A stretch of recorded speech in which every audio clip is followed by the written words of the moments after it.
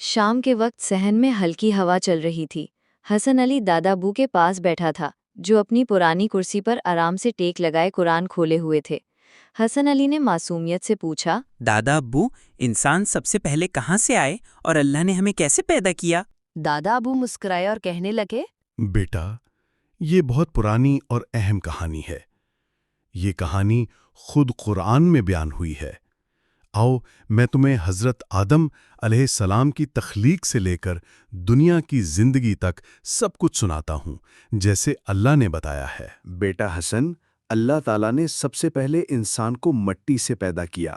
وَلَقَدْ خَلَقْنَا الْإِنسَانَ مِنْ صَلْصَالٍ مِنْ حَمَإٍ مَسْنُونٍ سورۃ الحجر 15-26۔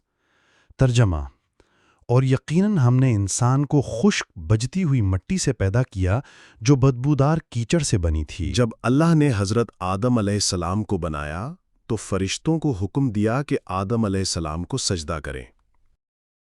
فَسَجَدَ الْمَلَائِكَةُ كُلُّهُمْ مَجْمَعُونَ إِلَّا إِبْلِيسَ أَبَىٰ أَن يَكُونَ مَعَ السَّاجِدِينَ سورۃ الحجر 15:30-31۔ ترجمہ: پس تمام فرشتوں نے سجدہ کیا مگر ابلیس نے سجدہ کرنے والوں کے ساتھ ہونے سے انکار کر دیا۔ یہ انکار غرور کی وجہ سے تھا۔ ابلیس نے کہا کہ میں آگ سے بنا ہوں اور آدم علیہ السلام مٹی سے۔ اللہ نے حضرت آدم علیہ السلام اور حضرت حوا کو جنت میں رہنے کی اجازت دی۔ وہاں ہر نعمت تھی۔ وَقُلْنَا يَا آدَمُ اسْكُنْ أَنْتَ وَزَوْجُكَ الْجَنَّةَ وَكُلَا مِنْهَا رَغَدًا حَيْثُ شِئْتُمَا۔ ترجمہ: اور ہم نے کہا، اے آدم، تم اور تمہاری بیوی جنت میں رہو اور جہاں سے چاہو خوش ہو کر کھاؤ۔ اللہ تعالیٰ نے ایک حکم بھی دیا کہ ایک خاص درخت کے قریب نہ جانا۔ وَلَا تَقْرَبَا هَٰذِهِ الشَّجَرَةَ فَتَكُونَا مِنَ الظَّالِمِينَ سورۃ البقرہ 235۔ ترجمہ: اور اس درخت کے قریب نہ جانا ورنہ تم ظالموں میں شمار ہوگے۔ یہ حکم آزمائش تھی تاکہ پتہ چلے کہ کون اللہ کی بات مانتا ہے۔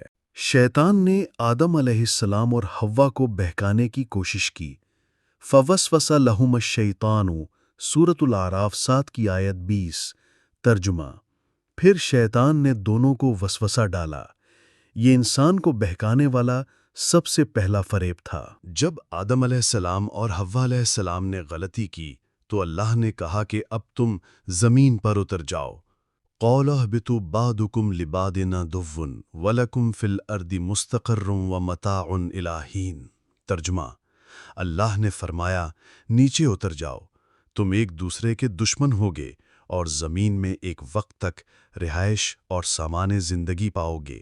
آدم علیہ السلام اور حوا علیہ السلام نے زمین پر زندگی گزاری، محنت کی، کھیتی باڑی کی اور اپنے بچوں کو نیک رہنے کی نصیحت کی۔